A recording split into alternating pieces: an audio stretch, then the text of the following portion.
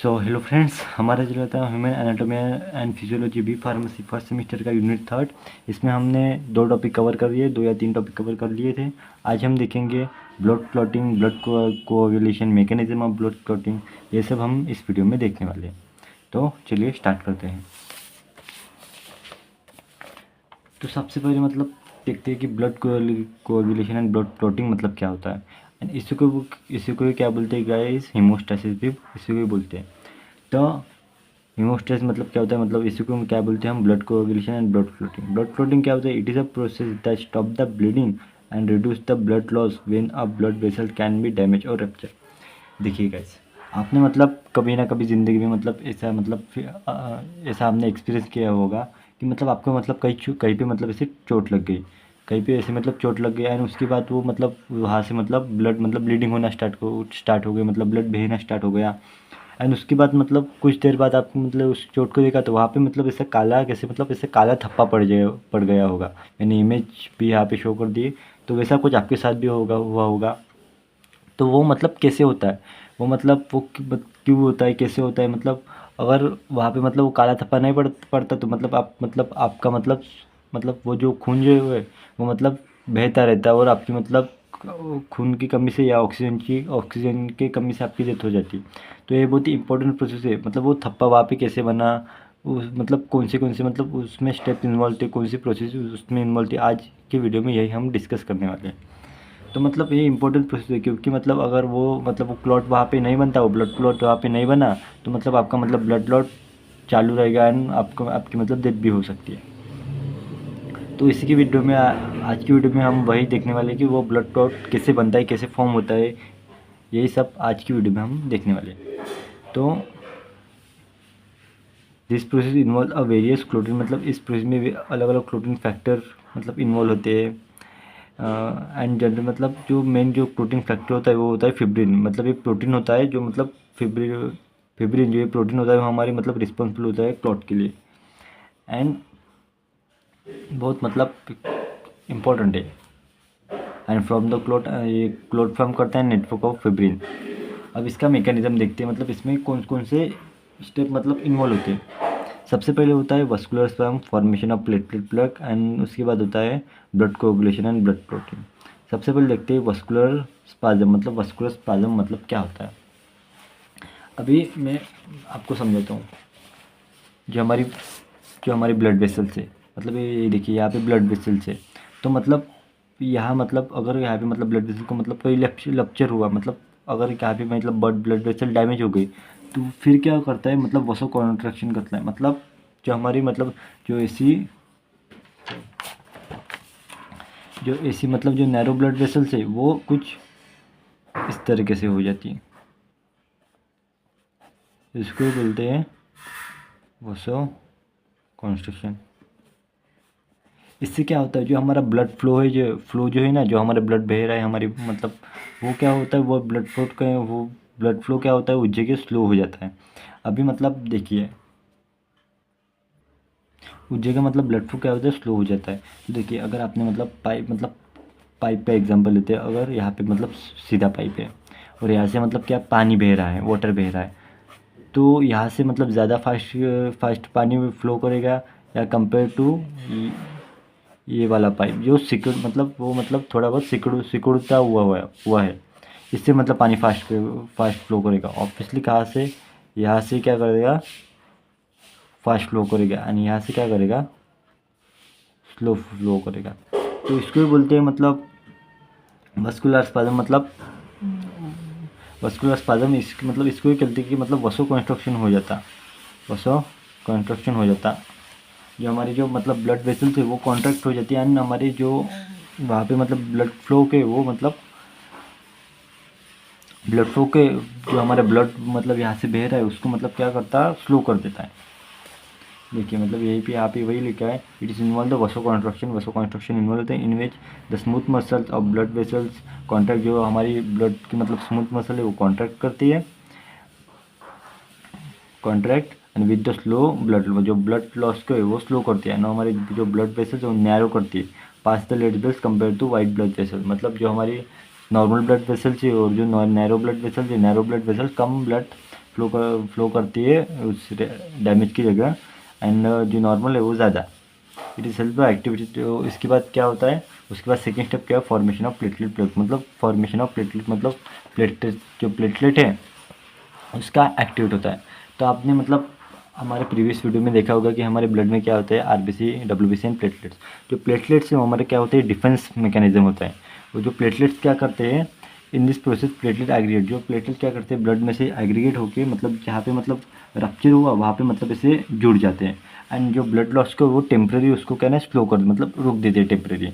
मतलब आपने मतलब वहीं पे पहला एग्जांपल लेते हैं, अगर मतलब यहाँ पे मतलब कुछ आपको मतलब चोट लग गई एंड यहाँ पे मतलब वो मतलब थप्पा मतलब क्लॉट हो गया, वो काला काला सा थप्पा आ गया, एंड उसको मतलब आपने मतलब ऐसा कुछ मतलब ऐसे मतलब निकालने की कोशिश की, तो आपने देखा होगा कि फिर से मतलब ब्लड फ्लो स्टार्ट हो जाता है, मतलब शुरू हो जाता है ब्लड फ्लो करना।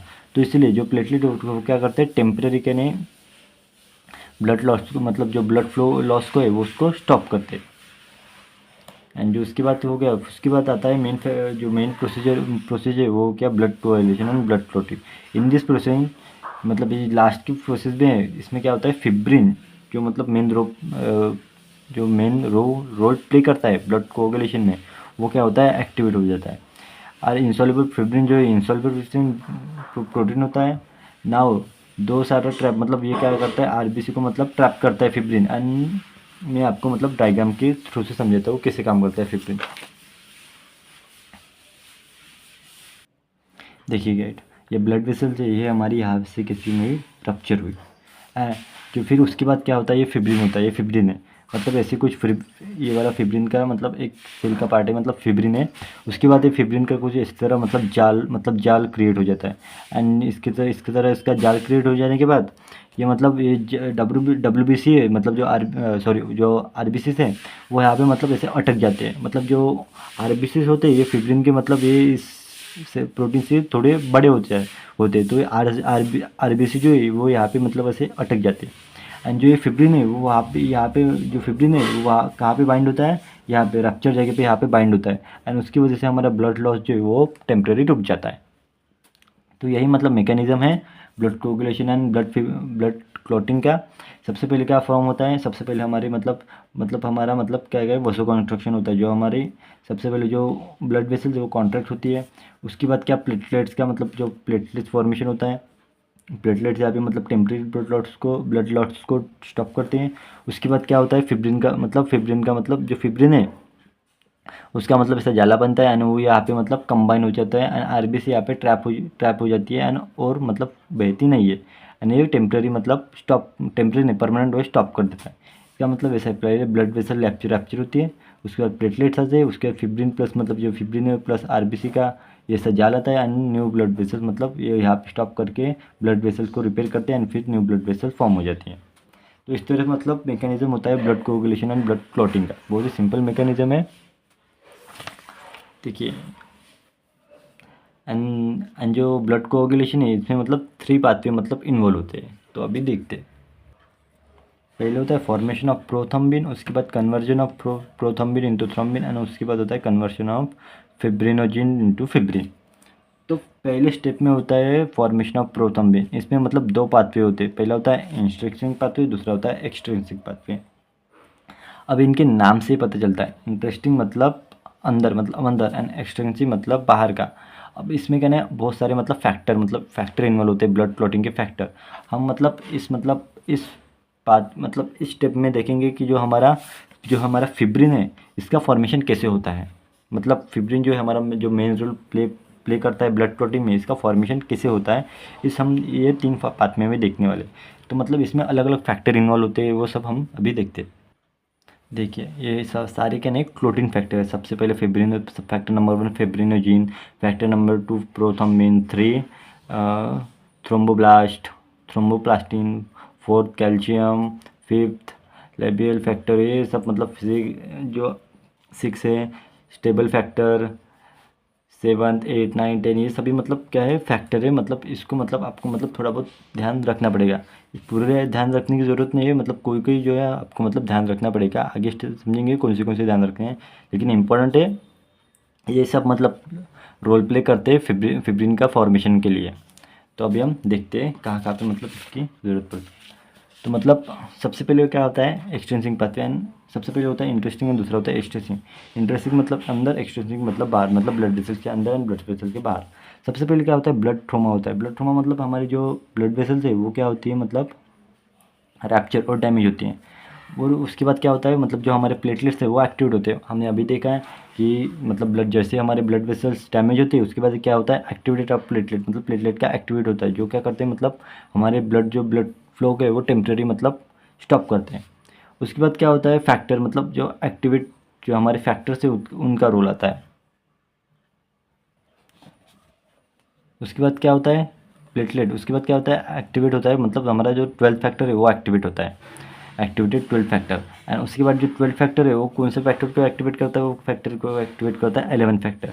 एंड जो 11th जो वाला फैक्टर है वो कौन से फैक्टर को एक्टिवेट करता है, वो 10th वाले फैक्टर को, 10 वाले फैक्टर को एक्टिवेट करता है। तो यही मतलब कुछ फैक्टर्स है 10th 11th 12th, ये फैक्टर आपको मतलब याद रखने पड़ेंगे। एंड उसके बाद जो 10 फैक्टर है, जो 10 फैक्टर एक्टिवेट होने के बाद उसके बाद जो हमारा जो हमारा फोर्थ फैक्टर है कौन सा है कैल्शियम वाला फैक्टर, वो वहाँ पे मतलब इन्वॉल्व होता है, मतलब कैल्शियम का मतलब इनटेक होता है यहाँ पे।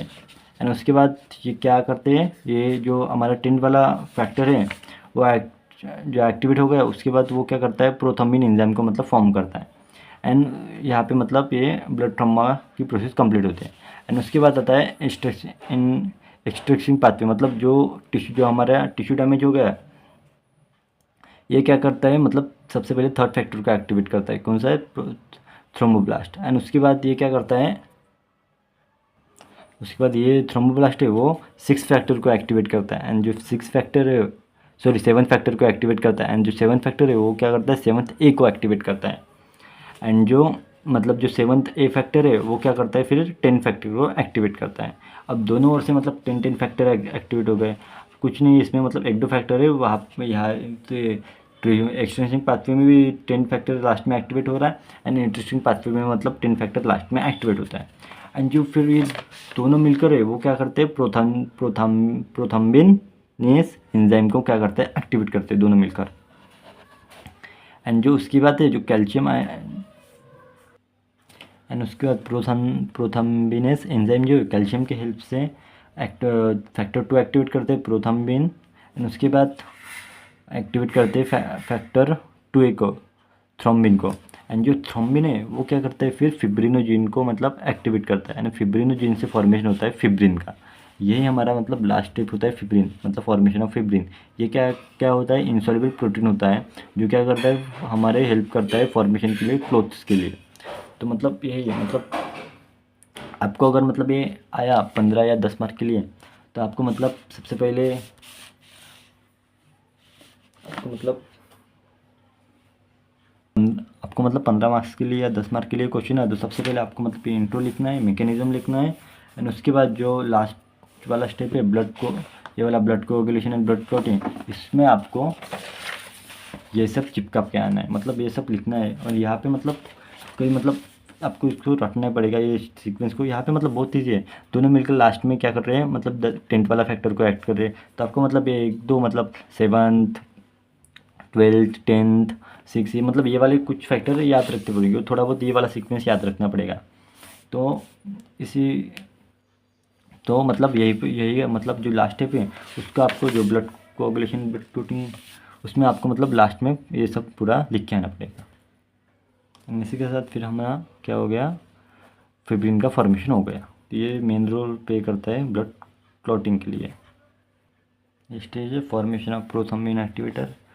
प्रोथम्बिन activator from a two way, अभी मैंने बताया instruction pathway and interesting pathway. In this formation of prothrombin activator into initiated by the thromboblast, ये भी मैंने बताया। In this formation of prothrombin activator intend by the which with in the blood itself. इसमें मतलब दो pathway आते हैं।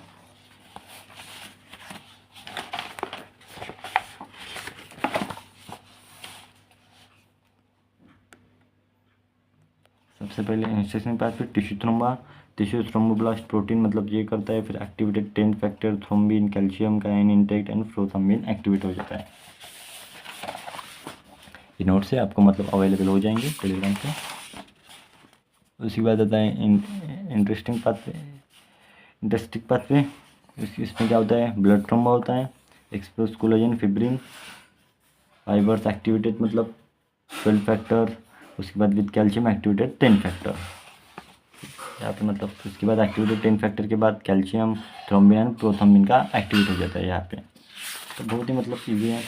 And जो उसका सेकेंड स्टेप होता है वो कहता है कन्वर्जन ऑफ प्रोथ्रोम्बिन इनटू थ्रोम्बोब्लास्ट। मतलब इसमें जो प्रोथ्रोम्बिन का कन्वर्जन थ्रोम्बोब्लास्ट में होता है ये सब दिया गया है। Prothrombin activator converts into prothrombin into thrombin. In this process of calcium thrombin itself can be accelerated with this reaction by positive feedback system। अब यहाँ पे देखिए जो प्रोथ्रोम्बिन है यहाँ पे मतलब क्या होता है, थ्रोम्बिन में इसका कन्वर्जन होता है। इसी स्टेप को यहाँ पे मतलब बताया गया है, मतलब थोड़ा बहुत लेंथी में, मतलब आपको मतलब एग्जाम में लिखने के लिए थोड़ा बहुत लेंथ मतलब कुछ तो हो रहे, लिखने के लिए थोड़ा बहुत लेंथ मिल जाए, इसलिए मैंने यहाँ पे मतलब ये ऐड किया। नहीं तो ये सिंपल प्रोसीजर है, प्रोथ्रोम्बिन इनटू थ्रोम्बिन, बहुत ही ईजी है। आपको मतलब लिखने में मतलब बहुत ही आसानी होगी। अगर आपको ये फ्लो चार्ट आ गया तो मतलब आप मतलब इनके ऊपर से ये सब लिख सकते हो। तो इसलिए ये मतलब इसको मतलब रट लो।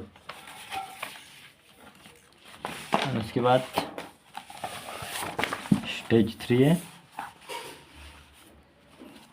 Conversion of fibrinogen into fibrin. मतलब जो लास्ट का स्टेज होता है फिब्रिनोजन इनटू फिब्रिन। मैंने अभी मतलब ये भी मतलब बता दिया है कि मतलब पहले ही बता दिया है कि फिब्रिनोजन इनटू फिब्रिन में कन्वर्ट होता है। इसमें क्या होता है, during this process soluble fibrinogen convert into insoluble fibrin. मतलब फिब्रिन तो initially fibrinogen convert into activated fibrinogen which is called to fibrin monomer. This polymerize with the other monomers molecule from fibrin। मतलब monomers के molecule से क्या करता है, fibrin form करता है।